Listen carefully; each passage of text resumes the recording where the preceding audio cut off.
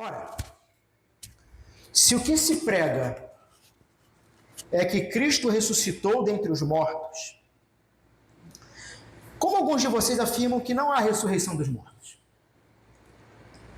E se não há ressurreição de mortos, então Cristo não ressuscitou. E se Cristo não ressuscitou, é vã a nossa pregação. E é vã a fé que vocês têm. Além disso, somos tidos por falsas testemunhas de Deus, porque temos testemunhado contra Deus que ele ressuscitou a Cristo, o qual ele não ressuscitou, se é certo que os mortos não ressuscitam. Porque se os mortos não ressuscitam, também Cristo não ressuscitou. E se Cristo... Não, é isso mesmo. E se Cristo não ressuscitou, é vã a fé que vocês têm e vocês ainda permanecem nos seus pecados. E ainda mais, os que adormeceram em Cristo estão perdidos. Se a nossa esperança em Cristo se limita apenas a esta vida, somos as pessoas mais infelizes deste mundo. Esta é a palavra do Senhor. Podem se assentar.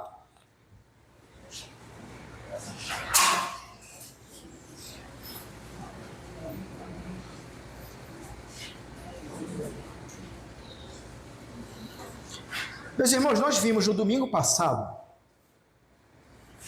algumas verdades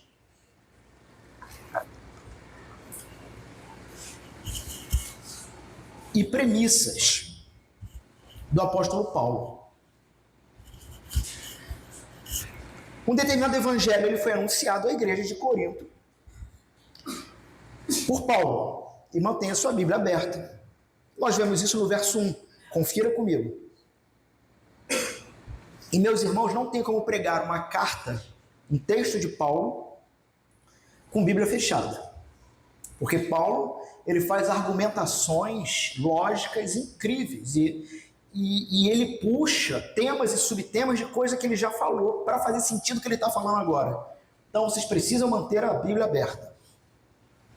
Então, o evangelho foi pregado, foi anunciado à igreja. A gente vê isso no verso 1. Venho lembrar-lhes do evangelho que anunciei a vocês. Uma mensagem, um anúncio, uma boa notícia, tá? E Paulo vai dizer, inclusive, que isso que foi anunciado, que ele está relembrando, é a exata mesma mensagem que todos os apóstolos pregaram em todos os lugares. Olha o verso 11. E veja se não é isso. Sejam eu, seja eles, assim pregamos. E assim vocês creram. Então a gente tem que marcar algumas coisas que Paulo vai estar marcando aqui. Isso já foi anunciado. Eu vou lembrar vocês, aí verso 1 ainda, vocês receberam, e é isso que mantém vocês firmes, de pé. E isso que eu estou pregando é o que os apóstolos todos pregaram, assim pregamos. E Paulo está dizendo, vocês creram nisso. Paulo não está dizendo que alguém ali não creu, da igreja de Corinto. Vocês creram, tá? O apóstolo Paulo ele vai afirmar que é por meio dessa mensagem que somos salvos. Mas há uma condição, se retivermos, se guardarmos, se preservarmos essa palavra exatamente como ela foi pregada. Verso 2. Exatamente como ela foi pregada, ela deve ser guardada. E essa mensagem é o fundamento que nos mantém de pé. Usamos esse exemplo na aula agora há pouco mais cedo. Esse evangelho é o que sustenta o cristão em todas as áreas. Qual o conteúdo da mensagem? Vimos isso domingo passado. Essa mensagem que já foi anunciada, inclusive, a primeira, segundo os especialistas, os estudiosos, a primeira carta, o documento mais antigo do Novo Testamento seria a carta de Paulo, a primeira carta aos Tessalonicenses. Essa carta aqui de Corinto, primeira aos Coríntios, ela possivelmente foi escrita entre 20 a 25 anos, vamos ficar no 23, meio termo. Depois que Jesus morreu e ressuscitou. Então Jesus morre e ressuscita, tá? Tudo tudo que acontece lá em Atos acontece até Paulo, tá bom? Mas o primeiro documento aqui de Paulo sendo registrado, este documento tem aproximadamente 20 a 25 anos depois que Jesus morreu e ressuscitou. Então, de 20 a 25 anos, esse evangelho vem sendo pregado. Inclusive, a carta de 1 Coríntios, ela é escrita por Paulo antes do primeiro evangelho ser registrado, onde se entende quase que um consenso que o primeiro evangelho foi o evangelho de Marcos. Coisa de 27 a 30 anos depois da morte e ressurreição de Jesus. Então, Paulo está dizendo isso e o povo não tinha ainda o evangelho de Marcos na mão. Tá bom? Qual o conteúdo? O conteúdo é simples, irmãos. Cristo morreu pelos nossos pecados, versos 3 e 4. Cristo foi sepultado e ressuscitou ao terceiro dia. Esse é o conteúdo. E tudo isso cumprindo o que as Escrituras disseram. Nós vimos também no domingo passado que esse terceiro dia ele vai cair exatamente no domingo, primeiro dia da semana. Com isso, o dia do descanso cristão se torna agora o primeiro dia da semana. Quando a nova criação começa, você tem um start, um novo start ali. Eu não quis falar restart para não fazer referência ruim. Disto, então, se trata a morte e a ressurreição de Jesus. Tudo passa a ser feito novo a partir do Deus encarnado, morto e ressurreto. O que, pais da igreja, nós mesmos podemos chamar de o oitavo dia. O sétimo dia, o sábado de Cristo ainda no túmulo, e você tem o oitavo dia. O dia da nova criação, o recomeço, novo domingo. O ciclo de morte acabou. O nosso rei e representante superou a antiga realidade da morte. Portanto, irmãos, o domingo da ressurreição, ele se apresenta agora como esse início de nova criação, onde a beleza da vida voltou com todo o seu vigor. Por quê? O Redentor ressuscitou. O apóstolo Paulo, então, apresenta como argumento principal para a ressurreição as testemunhas oculares que o viram. Você vê isso do verso 5 ao 8. E possivelmente até conversaram com eles, porque essa é a proposta do apóstolo Paulo. Assim, olha, Cristo tanto ressuscitou que, olha, uma cabeçada de gente viu. Alguns já dormiram no Senhor, já morreram.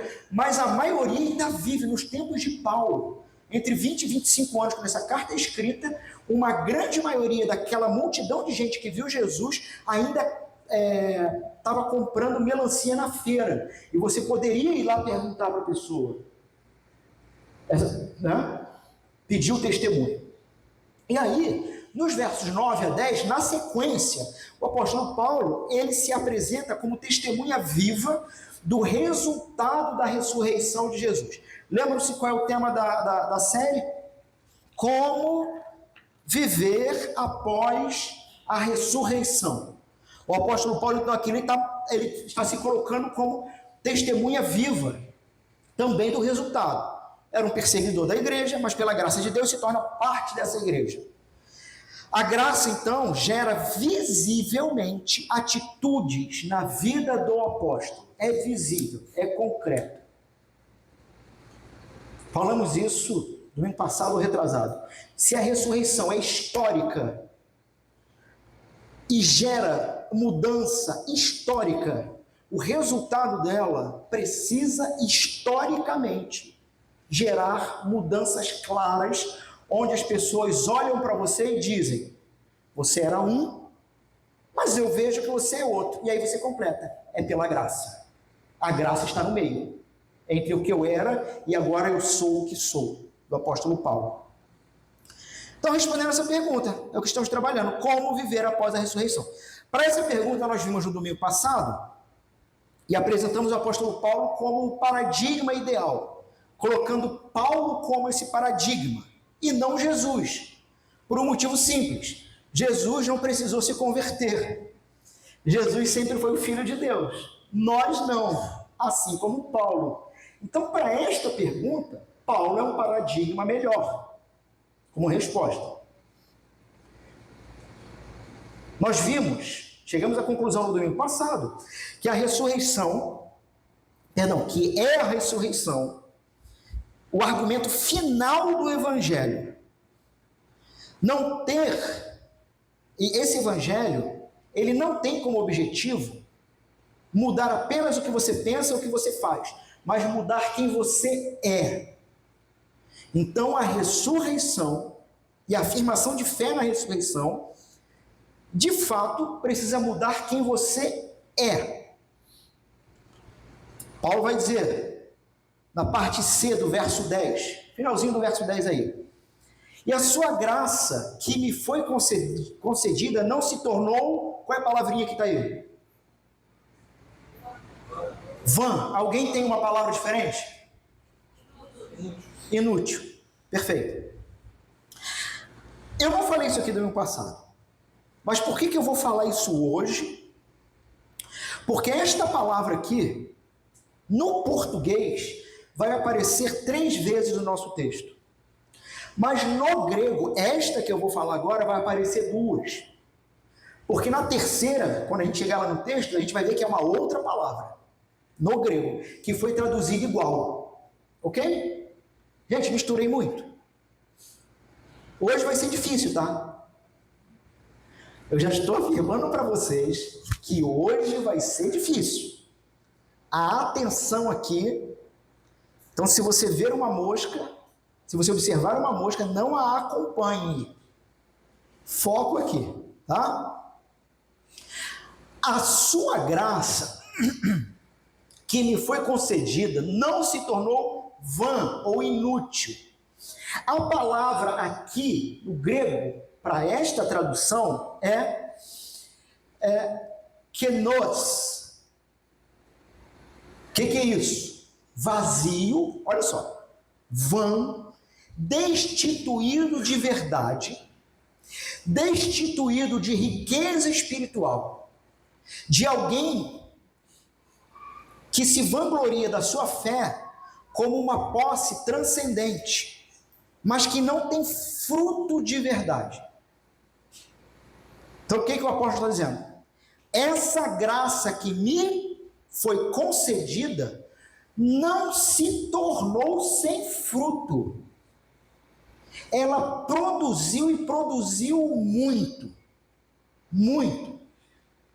É uma palavra que ela pode ser também usada como metáfora para esforços, diligências, ações que resultam em nada. Só que o que o apóstolo está dizendo não é isto. Quando ele usar essa palavra de novo aqui no meio do texto de hoje, ele vai dizer, se Jesus não ressuscitou, é isto. É isto. Então, ele continua, né? Verso 10. Pelo contrário, eu me afadiguei. Eu trabalhei muito mais do que todos. Todavia, não eu, mas a graça de Deus comigo. Então, irmãos, a ressurreição de Jesus, esse é um dos pilares e pressupostos aqui. A ressurreição de Jesus precisa criar uma ruptura histórica na sua própria vida. Uma ruptura visível a qualquer um que passe por sua vida. E há um pressuposto para a vida do cristão que orienta todas as mudanças possíveis. Vou repetir. Existe um pressuposto para a vida do cristão que orienta todas as mudanças possíveis. Qual é o pressuposto? Nós vamos ressuscitar. Esse é o pressuposto. Se esta verdade não se tornar uma realidade na sua vida, você não vai conseguir trabalhar bem essa ruptura de quem você era para o que você é. Até aqui tudo bem? Já ouviram a piada do cara que cai do 300 andares, sei lá. Já ouviram essa piada? O cara pula prédio de 300 andares. De 100 em 100 alguém bota a cabeça para fora e pergunta para ele, tá tudo bem? E ele diz, até agora sim. Até aqui está tudo bem. Vamos lá. Então, qual é o pressuposto? Qual é a premissa do cristão? Nós ressuscitaremos. E eu quero crer que todos aqui nessa manhã creem nisso. Afirmam isso. Tá? Então, olha só, a partir desta premissa, nós ressuscitaremos, isso significa que a nossa resposta à ressurreição de Jesus tem relação não somente com uma espiritualidade que só toca mente e coração, ok? Vamos lá. Nós ressuscitaremos? Sim ou não? Sim. É bom para despertar vocês também. De novo, nós ressuscitaremos? Sim. Ok. Isto significa que o nosso corpo, a nossa matéria, está envolvida no processo do reino de Deus. Ok? Todos concordam com essa premissa? Tá. Então, a nossa resposta não pode estar presa apenas a uma ideia de espiritualidade que só toca mente e coração, mas uma espiritualidade que cativa o corpo. Até aqui assim? Ok? Uma espiritualidade que cativa o corpo. Pastor, parece óbvio o que você está falando, deveria. Na nossa liturgia hoje, nós não temos o costume de fazer sempre, porque não temos um genuflexório, né? Os mais tradicionais e mais antigos cristãos sabem o que é um genuflexório. É aquela coisa acolchoada que tem nos bancos de igreja para você botar o joelho. Por nós não termos o genuflexório, nós não solicitamos todos os domingos que você fique de joelho para orar. Né? Porque chão duro, dói. E quando o fazemos, procuramos fazer orações mais curtas. Ok? Sim? Até aqui? Uma vez perguntaram para mim o seguinte: eu não vejo sentido em ajoelhar para orar. A minha primeira resposta ela foi meio ignorante, eu concordo. Eu falei o seguinte: cara, tu tem que sacar que tu tá numa igreja, tu não tá numa casa de show, e na igreja a gente ajoelha e ora. Simples assim, curto e grosso. Igreja é lugar de rendição ao Senhor. Mas depois eu acalmei o coração e expliquei para o indivíduo. A rendição ao Senhor não tem relação apenas com mente e coração. Ou você aprende a dominar o seu corpo, que é a carne lutando contra o espírito. Lembram Jesus disse? O espírito está pronto, a carne não. Como que fortalece a carne? Existe um jeito. Eu vou tentar falar sobre isso até o fim do sermão. Mas essa é a ideia. Eu já estou até me adiantando aqui ao texto, tá? Nós vivemos de forma inconsciente a partir de uma mentalidade grega de dicotomia. O que é dicotomia? Duas coisas completamente diferentes. Tá? Uma dualidade aí. Qual a dicotomia? Do corpo e do espírito. Só que a gente não saca isso. A gente não percebe isso. Vamos para o texto. Senão eu vou começar a aplicar o texto. Porque aqui na minha cabeça já está tudo muito claro, mas tem que primeiro ficar claro na cabeça de vocês. Então, precisamos trabalhar uma espiritualidade que cativa o corpo, para que o corpo viva exclusivamente para Deus. Quando ressuscitarmos este corpo, será de domínio total do Senhor? Sim ou não? Sim. Mas quem disse que isso é só lá? Quem disse isso? Filosofia grega, de uma certa forma. Nós veremos nesse texto que este não era o caso de alguns da igreja de Corinto, ou seja, de que não há dicotomia, de que o corpo tem que ser trabalhado para a glória de Deus. Não era o caso de alguns aqui do texto, tá? Como eles não criam na ressurreição do corpo, consequentemente dedicavam pouco tempo a um treinamento espiritual do corpo. E eu não sei se você já parou para pensar nisso, porque talvez você foi ensinado a vida inteira que treinamento espiritual tem apenas relação com algo etéreo, algo que você não toca. Sabe? Talvez se eu perguntasse para você, como estão os seus exercícios espirituais? Você diria o seguinte, está mais ou menos. Estou lendo a Bíblia, oro. Sim. Não, é isso. É isso o quê? Ou a pergunta, por que você está lendo a Bíblia e orando? E assim, me explique por que isso é exercício de espiritualidade. Talvez nunca ficou claro isso para você. Que a espiritualidade, ela está para além de algo que você somente pensa ou sente. Mas é algo que você faz. E você treina o teu corpo. Vamos lá. Tentando não abandonar aqui meu esboço.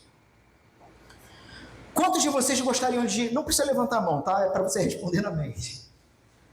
Quantos de vocês gostariam de orar mais e todos os dias? Não, responde para você, tá bom? Quantos de vocês gostariam de ter mais tempo de dedicação à leitura das Escrituras? Todos pensaram.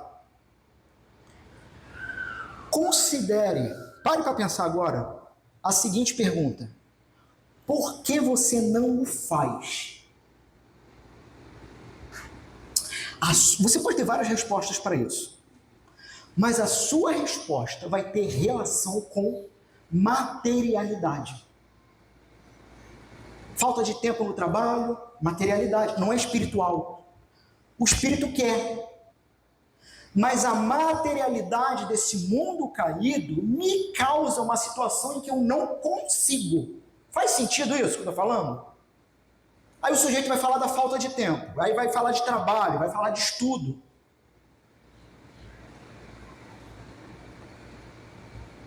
Vai falar de cansaço. Perfeito. Materialidade. O evangelho que redime, ele te ressuscita.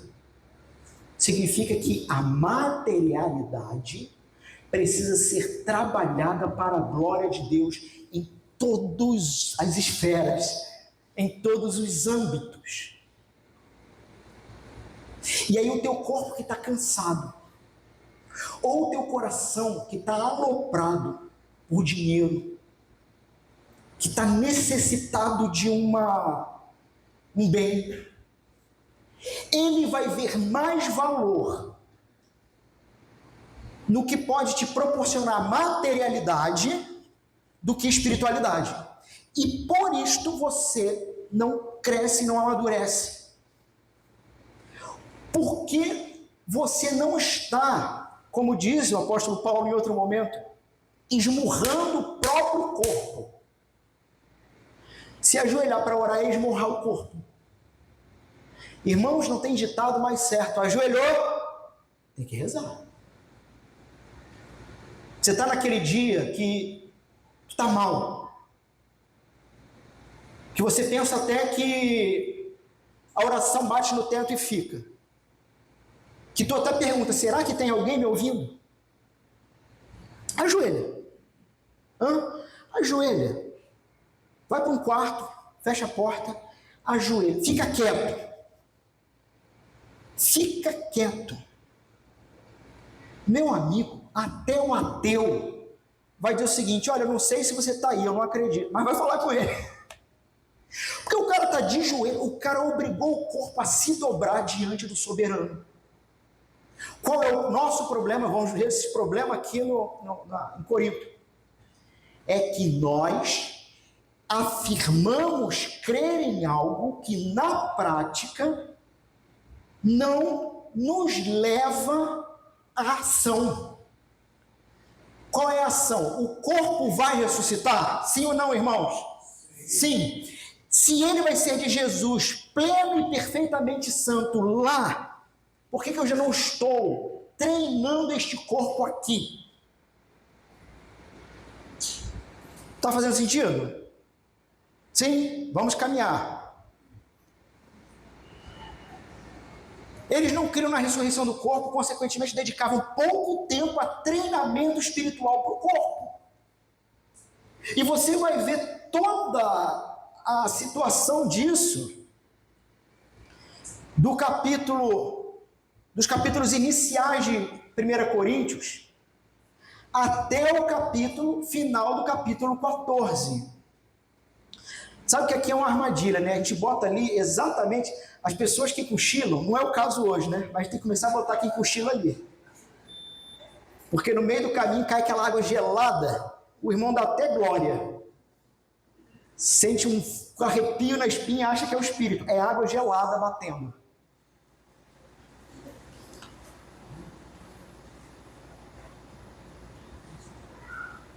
Se você não crê na validade e importância da ressurreição, você não crê na validade e importância da matéria e do corpo para Deus, e por não... Você vai dizer que crê, mas você não vive de acordo com o que está falando. Por você não fazer isto, você vai viver a materialidade da vida e o próprio corpo como expressão de culto a Deus relaxadamente. Porque você não sacou que está com o mesmo pensamento grego. A matéria é má, o que importa é o espírito. Eu vou trabalhar o espírito. Já ouviu aquela máxima por aí? Deus só quer o seu coração. Mentira. Deus quer teu corpo. Tanto que para redimir o teu corpo, Cristo levanta com o corpo dos mortos. Está fazendo sentido aqui a ideia de Paulo, irmãos?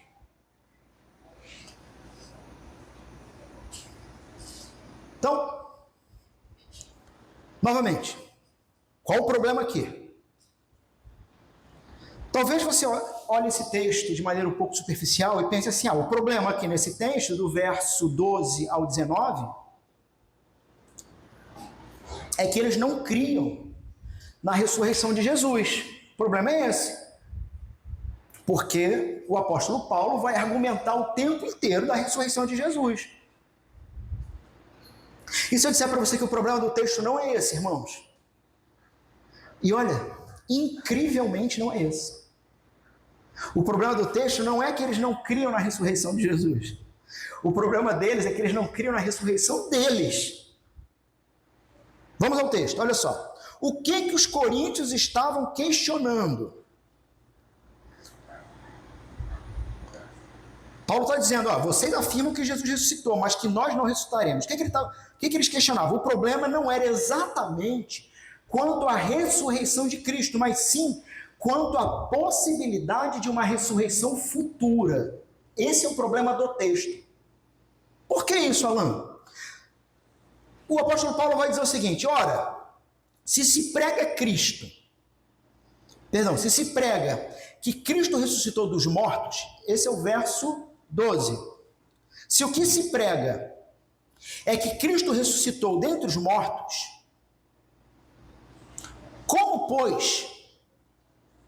como alguns de vocês afirmam que não há ressurreição dos mortos. Então observe o seguinte, o apóstolo não diz, alguns estão duvidando da ressurreição de Cristo, mas ele está dizendo, alguns duvidam que haja ressurreição dos mortos. Meus irmãos, eu acho que a esquizofrenia aqui é pior. É pior. Por quê? Eles acreditavam que Cristo ressuscitou? O que vocês acham? Sim. Mas como um evento excepcional. Não como um modelo de esperança futura. Então, irmãos, a congregação, ela aceitava o evento da ressurreição de Cristo como um fato isolado e espiritualizado, mas essa congregação tinha imensa dificuldade em aceitar que esse conceito abrangesse uma ressurreição física dos próprios crentes.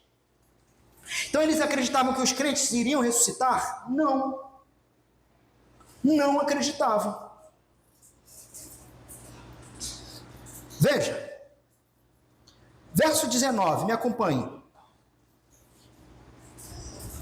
Se a nossa esperança em Cristo se limita apenas a esta vida, ok? Até aqui? Leram? O que o apóstolo está dizendo? Que eles criam que Jesus ressuscitou. Havia uma certa esperança em Cristo. A esquizofrenia é como que eles, por causa da filosofia grega, trabalharam essa esperança. Então há uma certa esperança em Cristo, mas o apóstolo Paulo ele vai argumentar isso. Sem a ressurreição real nossa, não há de Cristo. Trata-se então de uma esperança que se limita a essa vida. Paulo ele não está debatendo com incrédulos de fora. Paulo não está debatendo com ateu. Paulo não está debatendo com a academia intelectual. Ele está lidando com alguns dentro da própria congregação cristã que tentavam isolar o evento milagroso da ressurreição de Cristo, negando que isso se aplicava à humanidade de forma geral. Quais eram os motivos dessa falsa afirmação? Filosófico-cultural. Havia então uma visão predominante aqui, a rejeição do corpo físico. Na mentalidade grega, o dualismo, a alma era imortal e boa, enquanto o corpo de carne e osso era fonte do mal, fonte de fraqueza. O corpo é uma prisão. Dentro da cabeça deles é o seguinte: se Cristo me libertou dos impulsos e dos desejos pecaminosos, desejos dos quais estão aqui. O próprio apóstolo vai dizer que carregamos na carne ainda as consequências da queda, mesmo em Cristo. A conclusão lógica tirada da filosofia grega. Então, não faz sentido ele trazer minha alma de volta para uma matéria. Porque na cosmovisão grega, a matéria é má. Então, para esses, a salvação tinha relação com libertar o espírito da matéria. A ideia, irmãos, de um cadáver físico, de que um cadáver físico pudesse ser ressuscitado, ela parecia até mesmo nojenta para os gregos. Inconcebível, absurda. Não vou lembrar agora o nome do filósofo, eu lembro só da história. Uma frase, mais ou menos o seguinte: que a esperança da ressurreição, é a esperança dos vermes. De que os vermes possam de novo comer matéria. Ou, na verdade, o aspecto asqueroso de um corpo pútrido que levanta. É a esperança dos vermes. Isso é pensamento grego. Imagine, irmãos, tentar pregar sobre ressurreição corporal numa cidade saturada desse pensamento. E isto é Corinto. Corinto era a cidade de Corinto, portuária, mega cidade. Pensa numa Nova York da sua época. Gente de todas as nações, e culturas, e comércio, e centro tecnológico do que havia na época, está tudo ali. Segundo motivo da falsa afirmação, um segundo possível motivo, e um não anula o outro, tá? Uma escatologia super realizada. O que eu estou querendo dizer com isso? Um pensamento de que a ressurreição já aconteceu. Que isso, Alan? Eles poderiam pensar isso? Não só poderiam, alguns pensavam. Muito provável também que alguns coríntios não negassem a vida após a morte, mas reinterpretassem a ressurreição de forma puramente espiritual. Por que isso? Como isso? Por possuírem os dons do Espírito Santo, estes acreditavam já ter sido ressuscitados espiritualmente e que já estavam vivendo uma existência celestial e angelical nessa vida, tornando o corpo físico, então, completamente descartável para o futuro. Não, olha, o que tinha acontecido já aconteceu e é espiritual. Eu já estou vivendo, eu já sinto a presença de Deus. Olha, a gente ora até, a gente é curada. Nós já estamos vivendo isso. Temos aqui uma ideia, irmãos, semelhante à heresia de dois sujeitos chamados Hímen e Fileto, que é mencionado em 2 Timóteo, capítulo 2, versos 17 e 18, diz o seguinte: afirmando que a ressurreição dos mortos já aconteceu, desviaram alguns da fé. Paulo fala desses dois caras aqui.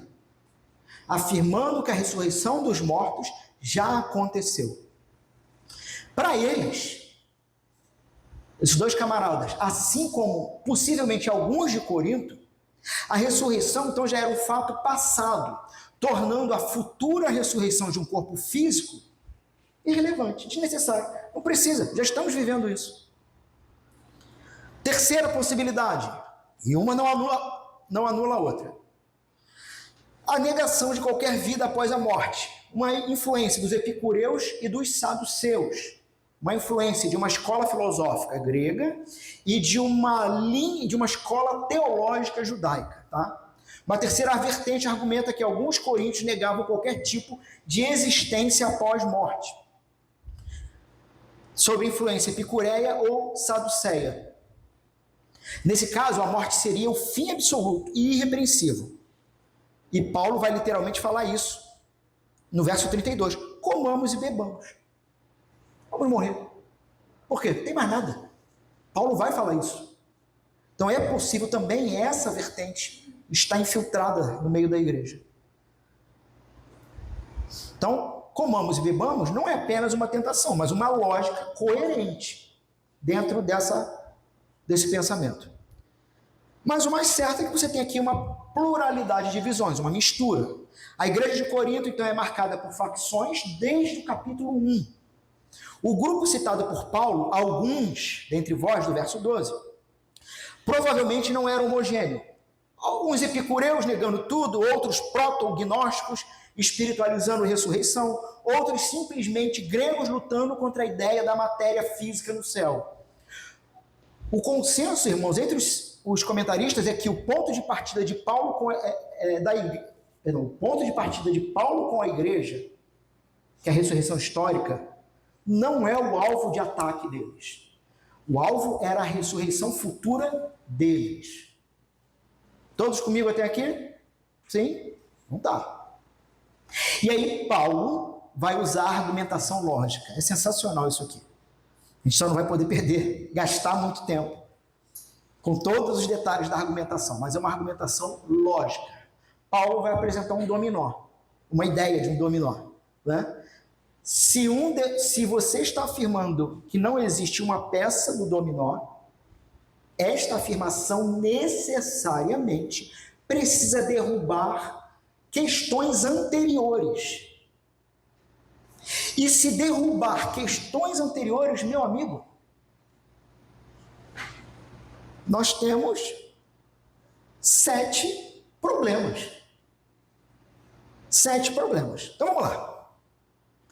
Paulo está dizendo, verso 12, é isso que Paulo está querendo dizer: se a filosofia estiver certa e não for possível a ressurreição dos mortos, e Paulo repete a mesma ideia, na retórica de Paulo, na construção lógica, ele vai argumentando, mas ele sempre volta o problema, para ninguém se perder, tá? Ele sempre volta.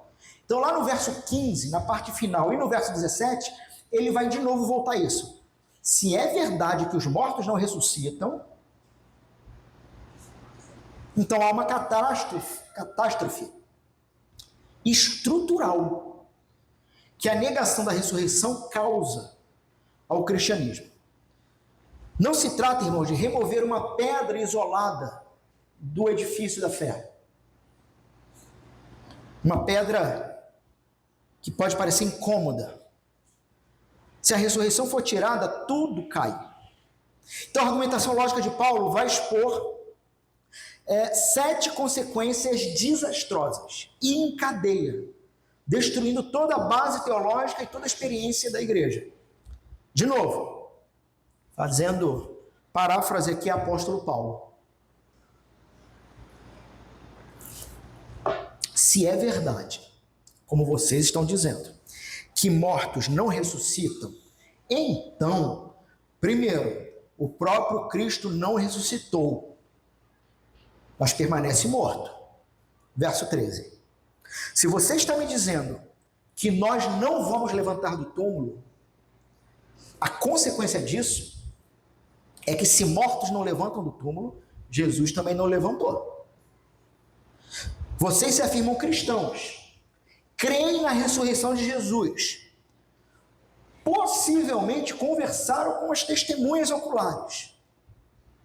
Mas se não há ressurreição, Jesus também permanece morto. A história de Jesus se torna, então, se isso for verdade, uma tragédia inacabada. É Paulo dizendo o seguinte: bom, vamos começar com a destruição total? Que perda de tempo, tudo o que a gente está fazendo aqui. Você diz que sua vida mudou? Você deve ter passado por uma espécie de hipnose. Por quê? Porque se Cristo está morto, irmãos, qual a diferença de Cristo para Buda? Qual a diferença de Cristo para Nietzsche? Qual a diferença de Cristo para Marx? Qual a diferença de Cristo para Gandhi? Todos estão mortos. Se todos estão mortos, o que eles apresentam são apenas bons conselhos, que em si não significa nada. Por quê? Porque quando você morrer, cumprindo ou não os conselhos desses caras, nada significa. Mas se você tem um outro que levantou dos mortos, significa que tudo que ele propôs continua, não acaba, e que a sua própria morte é que não é nada. A morte humana é que é vã, é vazia.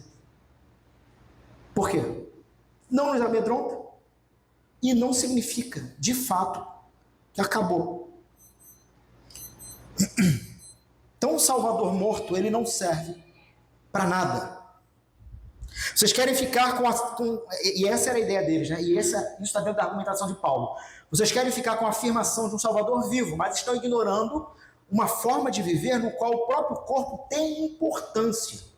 Trago isso para vocês. Vocês querem ficar com a afirmação de um Salvador vivo, corporalmente, mas possuem, vocês aqui, estou falando de vocês agora, possuem a tendência a ter uma forma de vida onde o seu próprio corpo e toda a materialidade que envolve o seu corpo não tem importância para Deus.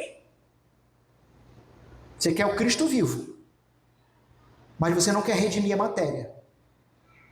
Você não quer redimir o corpo e a vida física. Por quê? Porque você passou anos e anos em ambientes religiosos que só diziam para você: o que importa é a sua espiritualidade. Foi isso que você foi ensinado a vida toda. O que só importa é a espiritualidade. Segundo o dominó que cai, a pregação e a fé se tornam kenós. A palavra que eu falei lá atrás. Vazia.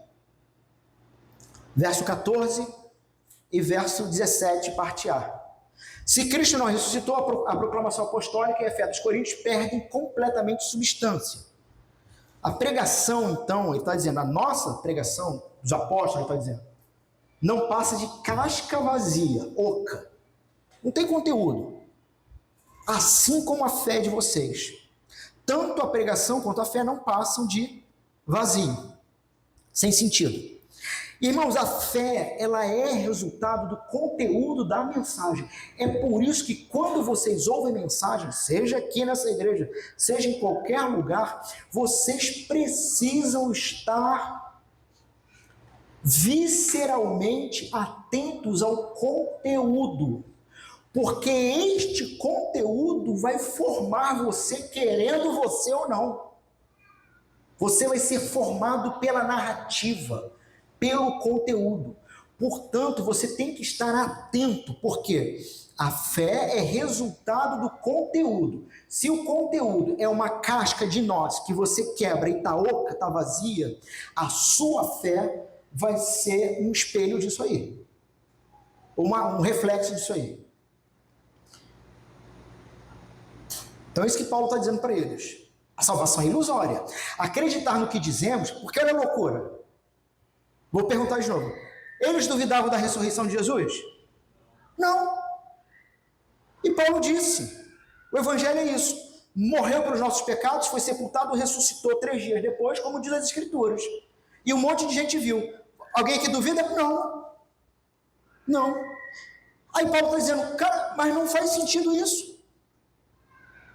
Se não há ressurreição dos mortos, o que a gente está pregando não tem serventia alguma. Acreditar no que a gente está... Vocês são loucos de se afirmarem cristãos e acreditar na pregação dos apóstolos, se isso aqui é verdade. Por quê? Acreditar no que estamos falando e acreditar num pé de alface como redentor é a mesma coisa. Qualquer versão do cristianismo que tente manter a ética de Jesus sem a ressurreição corporal, que impõe autoridade sobre o seu corpo e a sua vida material, morre aqui. Não serve para nada. É só a ética de um redentor morto. A pergunta é, e a gente sabe que não é isso, o redentor está vivo. A pergunta é, por que você não consegue crescer e amadurecer espiritualmente? Resposta, porque fisicamente o meu corpo tem dificuldades e materialmente a vida material impõe, supostamente, limites a mim. Sabe o que você está me dizendo na prática? Você só diz que Jesus ressuscitou, mas não significa nada para você isso. Não mudou a sua vida. Não obrigou você a esmurrar o teu corpo. Não obrigou a você a delimitar o que é importante na sua vida. Onde o que é importante na sua vida tem relação com uma materialidade que vai agradar o seu corpo. Você está me entendendo? O seu desejo. Onde o meu corpo é trabalhado para o meu prazer. Seja ele sexual, estético, o que seja. De euforia. Para minha alegria, me lembrei da música. Para a nossa alegria. Para minha alegria. Um corpo que é meu. Porque de Deus é só o Espírito. E nós passamos a vida na igreja não sendo treinados para matéria e espírito. Não era esse termo, mas vocês entenderam? Serem um em Cristo. Meus irmãos, aonde acontece essa ruptura? Gênesis 3. Deus é espírito. O homem é constituído de parte espiritual e parte material, que é homogênea. Não havia... tanto é homogêneo que o que é a morte? É a ruptura violenta da parte espiritual que abandona a material. A parte material cai dura no chão e volta para o pó. Isso é morte. O que é a perfeição da criação de Deus? Matéria e espírito junto. Ok? Nós afirmamos que Jesus ressuscita na carne, redimindo tudo. Mas na nossa vida diária, a gente diz que uma coisa é espiritual, mas o resto da vida material tem que servir para mim. Não, meu filho. Tem que servir para a glória de Deus e para a missão dele. Porque se você está conduzindo o seu corpo e a sua vida cotidiana, material, física, para exclusivamente ganhos e bens pessoais, vou dar um salto aqui no texto, você é a pessoa mais infeliz deste mundo e não sacou. Vamos aqui ainda na sequência de Paulo, tá? Paulo ainda apresenta outro resultado sobre a fé de vocês. Meus irmãos, como que a hora passa rápido, né? Dá uma tristeza. Paulo apresenta ainda um outro resultado da fé de vocês. Se consideram que não a ressurreição dos mortos. Irmãos, e de novo, porque a gente fica aqui num de volta para o futuro, né? Uma hora a gente está falando lá dos Coríntios, outra hora a gente está falando da gente. Eu sei que vocês consideram que vão ressuscitar e que os mortos ressuscitam. Mas qual é a provocação do texto para você? De fato e de verdade, você não considera. É isso. Você não considera. Paulo está dizendo, se isso é uma realidade para você, essa fé, verso 17, que no texto de vocês está traduzido de novo como vã ou inútil. No grego é uma outra palavra, não é kenosis. É mateos. Que palavra é essa? O que significa? Privado de força e resultado. Não produz, é uma fé que não produz absolutamente nada. Essa palavra no uso desse momento textual, se trata de uma fé que não tem direção, sendo totalmente fútil e sem valor prático. Quantos de vocês já tiveram muito tempo de vida de igreja e depois de muito tempo de vida de igreja saíram de lá ou passaram por um momento de total desgaste, cansaço, um sentimento de que eu fiz, me dei e não gerou nada?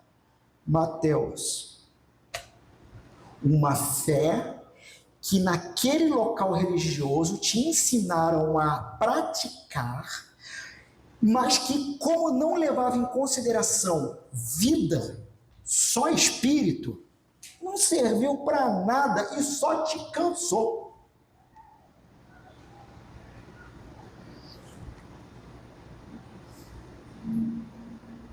Uma fé que não gera nada de verdade, só barulho e fumaça. Tem aparência de trabalho duro, mas é pueril. Para usar o termo do pregador, é vaidade. Vaidade das vaidades. Vai dissipar no ar. A palavra vaidade, lá em Eclesiastes, Rabel, ela seria uma tradução, assim, para a gente entender, uma bolha de sabão. Vaidade das vaidades, a palavra é essa, uma bolha de sabão. Porque a bolha de sabão, ela é uma esfera perfeita, que tem luzes, não é? Que é colorida quando bate luz, e que te atrai. Irmãos, quem aqui não para ver uma bolha de sabão? Ainda mais quando é uma bolhona grandona, bonitona. É uma esfera perfeita aquilo. O que o pregador está dizendo? Tenta pegar. Uf, não é nada. Não é nada. Tirou tua atenção, teu foco, você passa a dedicar a vida para aquilo. Quando você finalmente alcança, você percebe que você não está satisfeito. Por quê? Não era nada. Por quê? Porque você não está considerando a ressurreição do seu corpo. Porque você está vivendo a sua vida para o seu ganho. Porque você não está construindo uma espiritualidade madura, porque o teu corpo tem sido um impeditivo e a tua vida cotidiana tem sido trabalhada para si e não para o Senhor. Eu disse que o sermão hoje não ia ser fácil.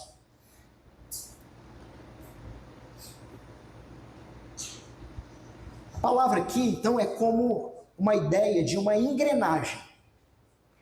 Pense num peão de bicicleta. Um pedal com tudo, tá? É uma engrenagem. É uma fé que ela possui uma engrenagem. Só que ela é Mattel. Ou Mattels. Ela funciona. Só que ela está sem a corrente. Sabe o que significa? Você pedala, pedala, pedala, pedala. Não serve para nada.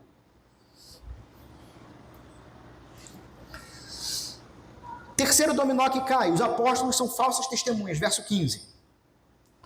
Se não houver ressurreição, os apóstolos não estariam apenas equivocados. A ideia aqui é o seguinte: olha, se isso é verdade, veja, a gente, os apóstolos, nós não estamos só enganados, nós somos canalhas.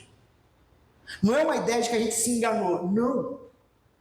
Se não há ressurreição dos mortos, nós, pregadores, somos mau caráter, somos canalhas. Nós deveríamos ser chamados de impostores, charlatões, pior, Paulo piora, culpados de blasfêmia e falso testemunho contra o próprio Deus, pois nós estamos mentindo ao afirmar que Cristo realizou um ato que Deus não fez. Se o fundamento principal, ressurreição, for uma fraude, todo o edifício do cristianismo entra em colapso imediato e irreversível. E nós somos culpados de perjúrio contra Deus. Quarta peça do dominó que cai. E vai só piorando, né? A humanidade continua aprisionada no pecado. Verso 17. Há um colapso na salvação. Essa é a consequência teológica mais letal. A cruz sem a ressurreição é símbolo de fracasso, não de vitória. É a ressurreição que garante a eficácia da cruz. Se Jesus não ressuscitou, Jesus, sucumbiu à maldição do pecado. E ninguém foi justificado.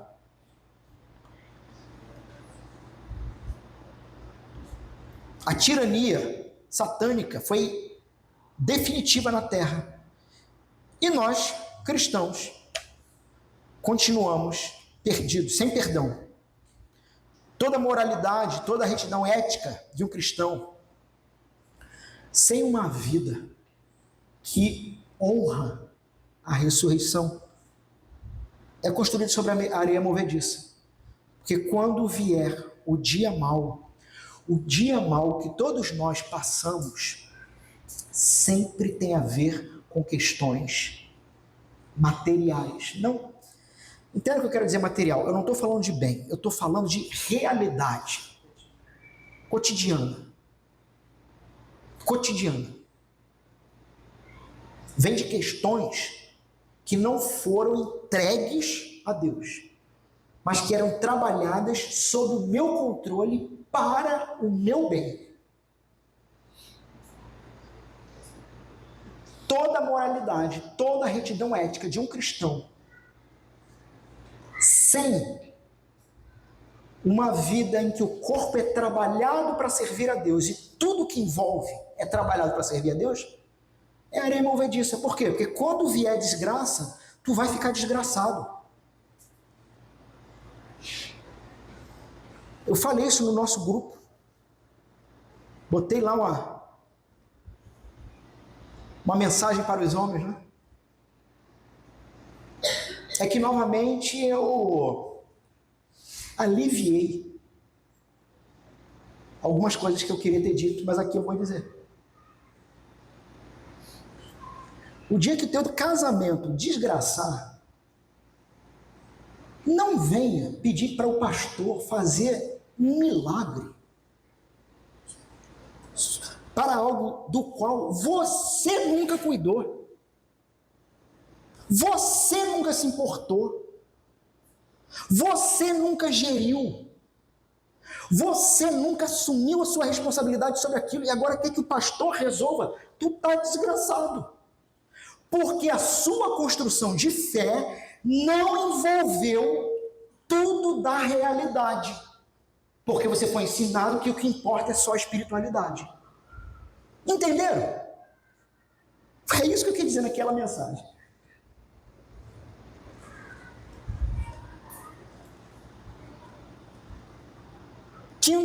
Quinta peça do dominó. Verso 18. Os mortos perecem eternamente. Seus amigos e parentes que já morreram crendo em Cristo estão irremediavelmente perdidos. Em vez de desfrutarem da comunhão com Deus, a morte, na verdade, venceu definitivamente eles. Se Cristo não ressuscitou, os crentes falecidos desceram à sepultura debaixo da ira de Deus. Condenado por pecado, não tem esperança. De novo, o apóstolo Paulo está provocando o povo, tá? Você diz que crê em Cristo. Você teve uma paz no espírito no ofício fúnebre do seu pai. Porque ele morreu em Cristo.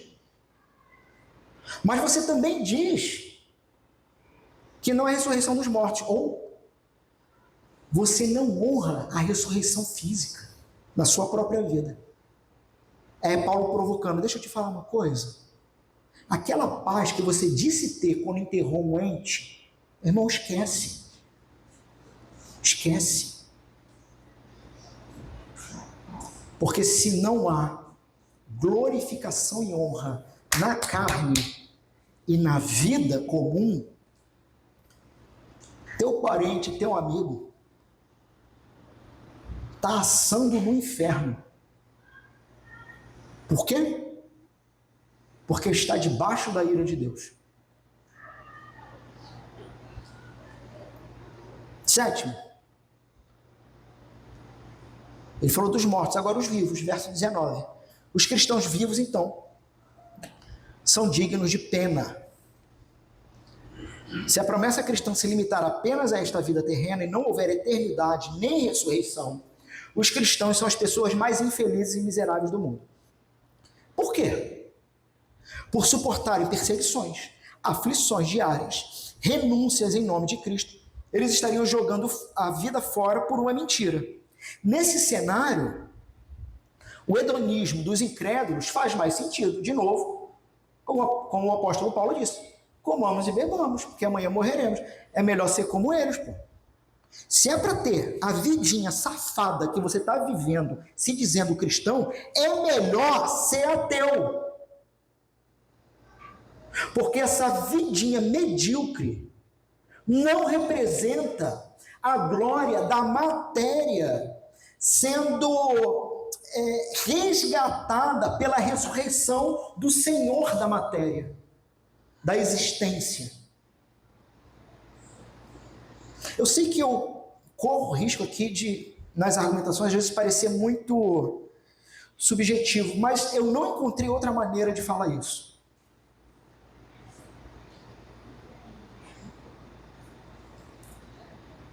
Até porque a vida cristã,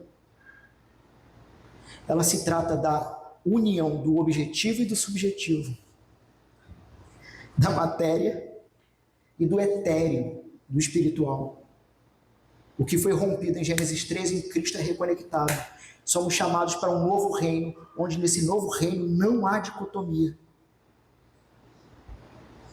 Tudo é espiritual. Onde a própria matéria, ela não deixa de ser matéria, mas ela é matéria para a glória de Deus. Conclusão do argumento. Ao demonstrar que o resultado de se Cristo não ressuscitou é a destruição total e absoluta da fé cristã em todos os seus aspectos, Paulo vai encurralar a igreja de Corinto, esforçando a rejeitar a falsa premissa filosófica. E ele vai afirmar no verso 20, mas de fato, e esse texto é para domingo que vem, Cristo ressuscitou dentre os mortos. Então Paulo é o prego final. Ele ressuscitou.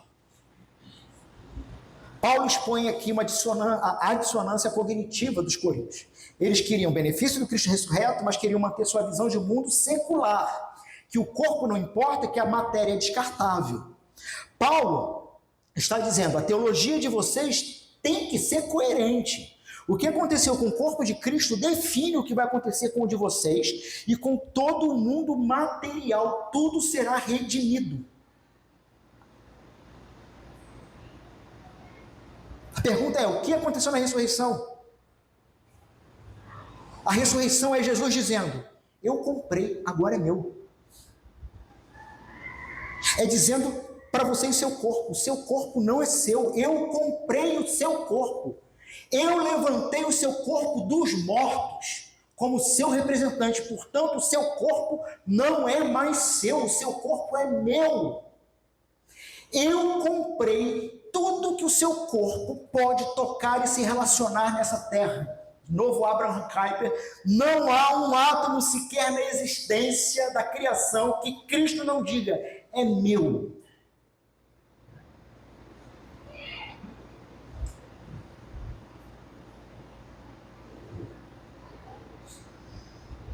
Portanto, a ressurreição de Cristo não é um ponto isolado, mas o eixo central da fé cristã em toda a Escritura. Paulo está dizendo, se você nega a ressurreição dos mortos, você está negando a esperança cristã, porque não há salvação sem ressurreição. Mas aqui a gente tem que ir um pouco além do texto e fazer uma pergunta direta.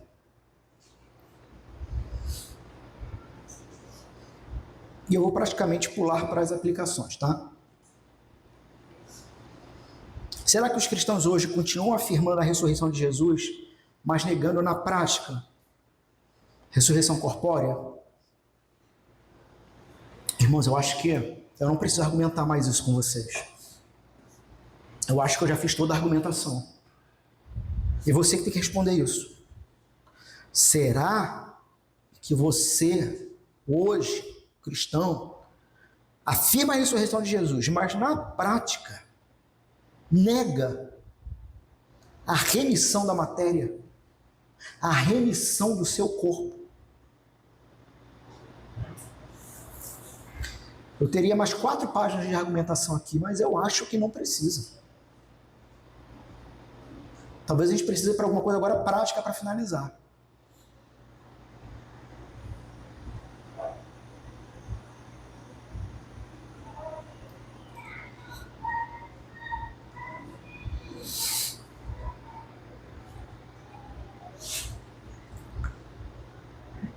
Eu vou para uma questão prática só, tá?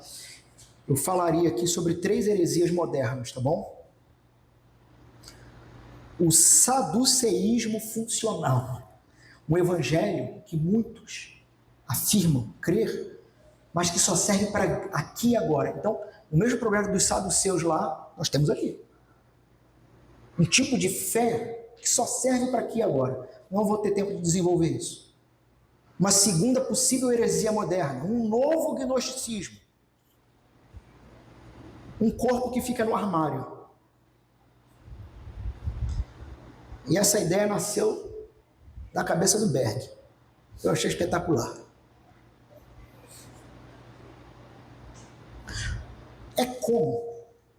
Pense naquelas casas de show antigo, sabe? Velho Oeste. Tu tinha que chegar, deixar na entrada, né? Os salões, tira o chapéu, o casaco, as armas, né? Deixa ali. Na saída você pega de volta. Muitos cristãos tratam o corpo assim. Entram na igreja, depositam o corpo na recepção, adoram com o espírito, escutam com o coração, na saída pegam o casaco de volta. O corpo de vocês parece que vai viver a semana para si. Vocês deixaram o corpo lá, a importância do corpo lá, e só estão aqui dentro de maneira etérea, espiritual, alimentando mente e coração. Na saída pega o corpo e trabalha a semana inteira o corpo para a sua glória. O corpo vai viver a semana para si mesmo. O coração recebe as instruções necessárias. Na saída pega o corpo e continua vivendo para mim. O problema é que Paulo não diz que Cristo ressuscitou a alma de Jesus. Diz que Cristo ressuscitou corporalmente. O mesmo corpo que foi colocado no túmulo foi reerguido, transformado, e isso muda tudo. Se vamos ressuscitar corpo e alma, então o corpo não é uma embalagem provisória, é parte do que Deus está redimindo. O que você faz com ele hoje importa. Porque Deus não quer só o seu coração, Ele quer o seu corpo. Ele quer tudo que materialmente o seu corpo consegue se relacionar. Seu carro não é seu. Sua moto não é sua. Seu apartamento não é seu. Seu trabalho não é seu. Seu dinheiro não é seu. Irmãos, vamos ter uma série sobre finanças, trabalho e a glória de Deus. Mas é um absurdo como a grande maioria de cristãos, e muitos aqui nesta igreja, tem uma visão idólatra do dinheiro. É assustador.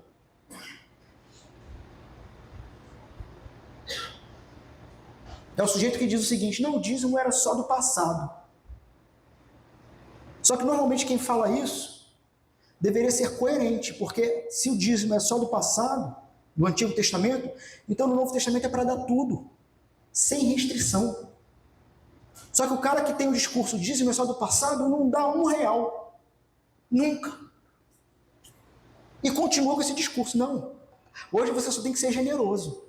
Mas nunca chega junto com nada. Porque Deus não redimiu, não glorificou a sua esfera financeira. A sua esfera financeira continua sendo só sua.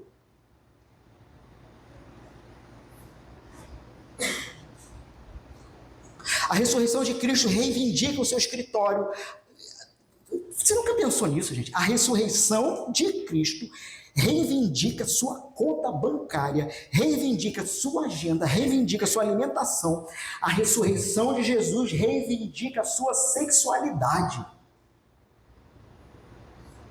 Não é só a vida de oração. Volta àquela pergunta: você quer ser um cristão melhor? Ah, eu quero. O que você...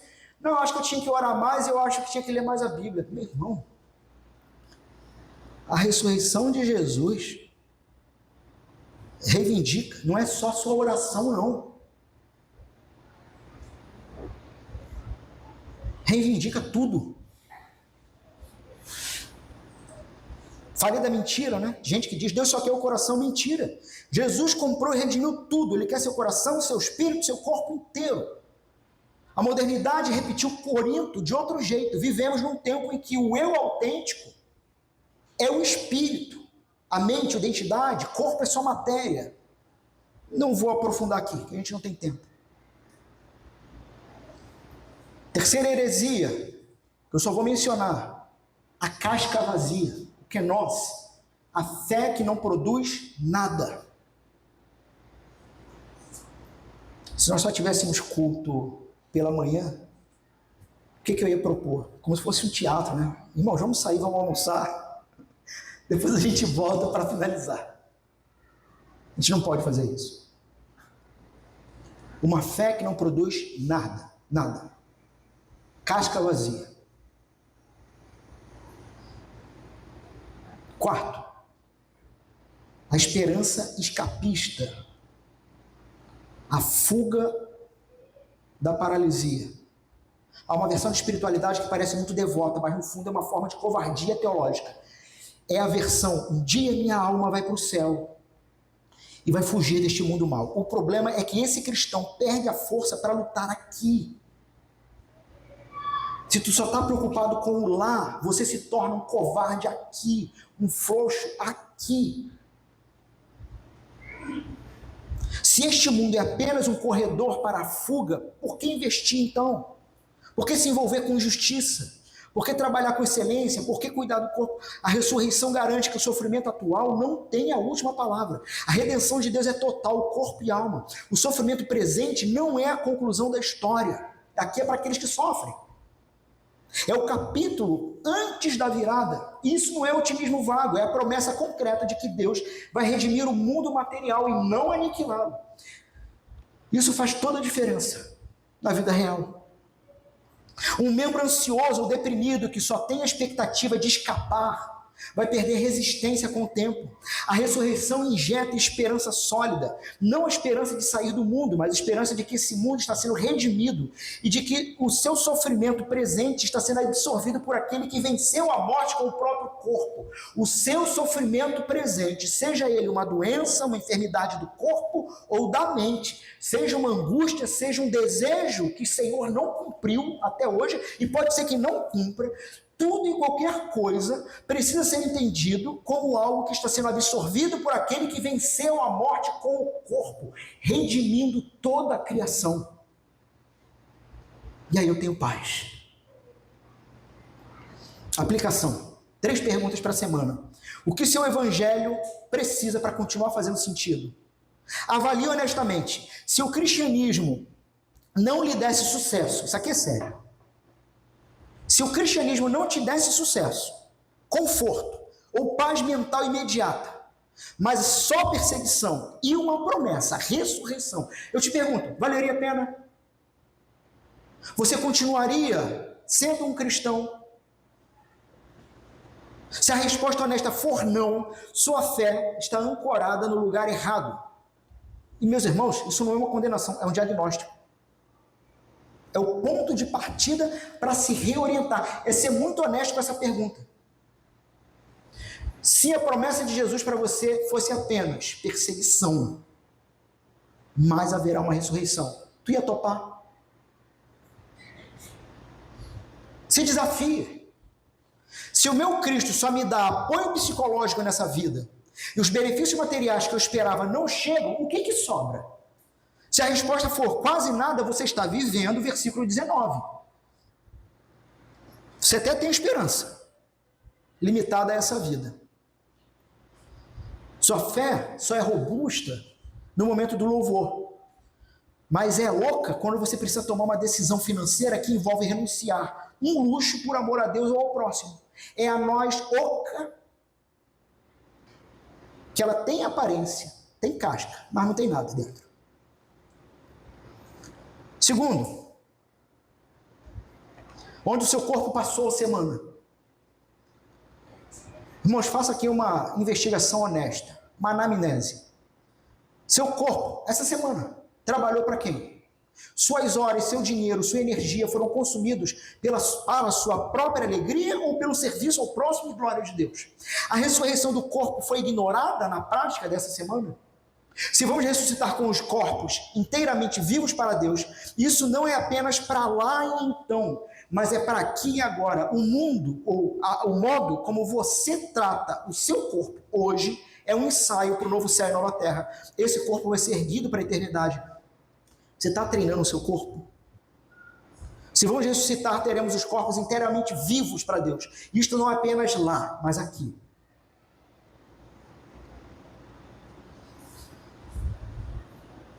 Sua fé tem consequências materiais?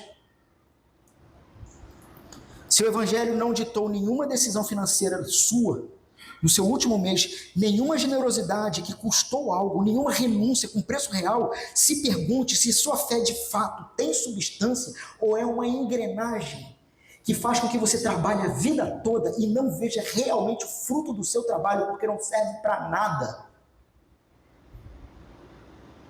A ressurreição nos permite gastar nossa vida agora com alegria, servindo, perdoando, sendo generosos, porque a conta bancária da nossa vida foi garantida na eternidade. Vivemos o presente a partir da luz do futuro. Mas se o futuro é mentira, como Paulo argumenta, a nossa generosidade presente é loucura e a nossa avareza é coerente.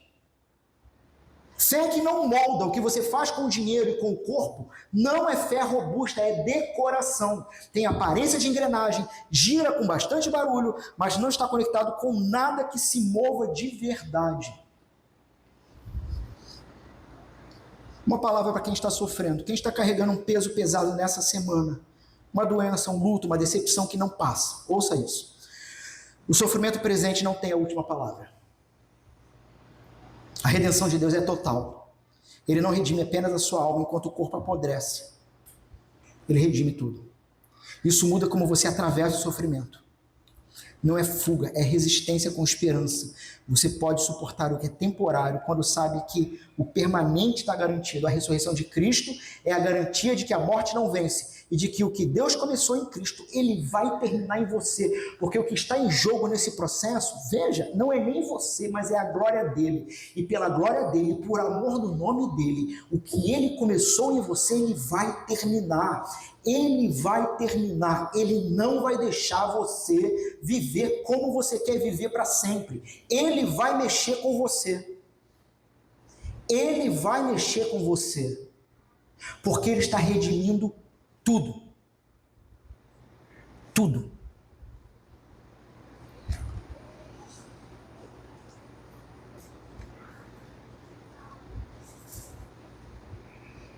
A ressurreição de Jesus reivindica tudo.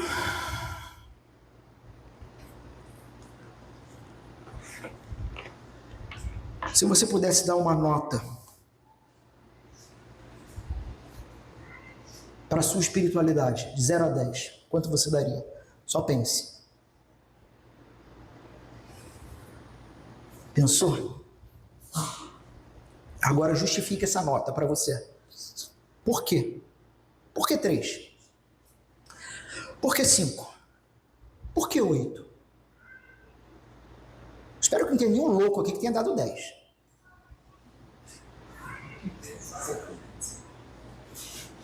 Por favor. Não é possível. Mas a pergunta é, justificou a tua nota? A pergunta é, o que te falta para o 10?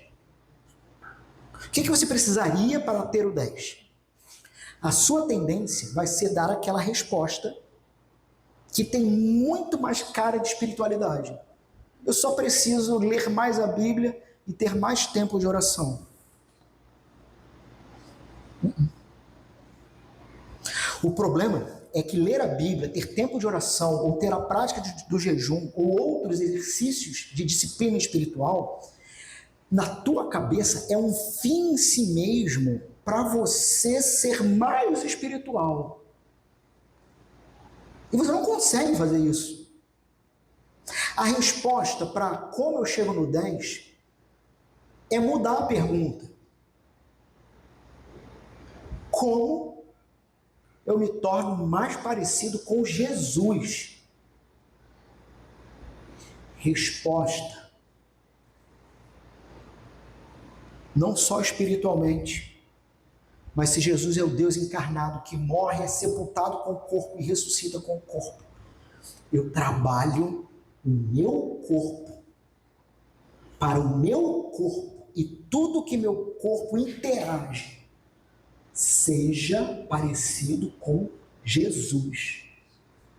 E quando eu olho novamente para as disciplinas espirituais, leitura, oração, jejum e outras, eu descubro que as disciplinas espirituais não têm um fim em si mesmo, mas elas são ferramentas para treinar o corpo. São ferramentas para eu olhar para a minha vida e decidir o que é importante e usar essas ferramentas para o meu corpo ser treinado a viver para Deus. Primeira coisa que você vai fazer essa semana: defina quanto você vai ter tempo de leitura e oração. Depois tu define todo o resto. E respeite isso. Porque o seu corpo não vai querer. Mas leitura e oração vão ser exercícios práticos de obrigar o seu corpo a obedecer o dono dele.